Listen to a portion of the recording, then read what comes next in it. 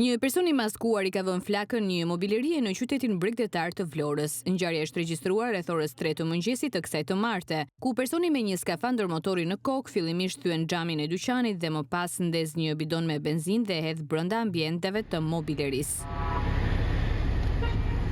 Sapo janë konstatuar flakët brenda dyqanit të mobiljeve, janë lajmëruar forcat zjarrfikse të cilat kanë neutralizuar flakët për të mos u përhapur në ambiente të tjera.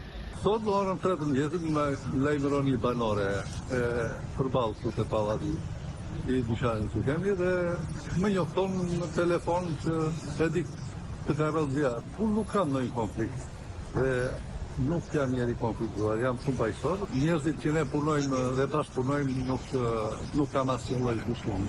Mendoj që lë drejtësisë përzim i cili është i detyruar të aty, sepse kamerat janë aty, personi është i dukshëm dhe mendoj se shumë shpejt do të zbardhet fjalë. Pronari i mobilerisë bën me dije se nuk është hera e parë që dyqanit të tij vendoset flaka, ndërsa kërkon zbardhjen e ngjarjes, pasi thekson se nuk ka konflikte me njëri. Pronari i mobilerisë dyshon se shkak është konkurenca. Nuk mora asnjë faktikisht e shërbia historinë, po mora këtë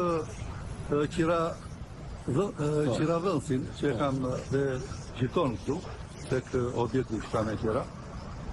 Dhe ai u tregua i dashur dhe doli me njerë. Ndërkohë dhe unë u vesha për shkak të afërsitë të dyqanit nga shtëpia.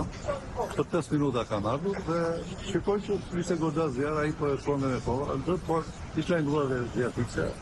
Erdhi.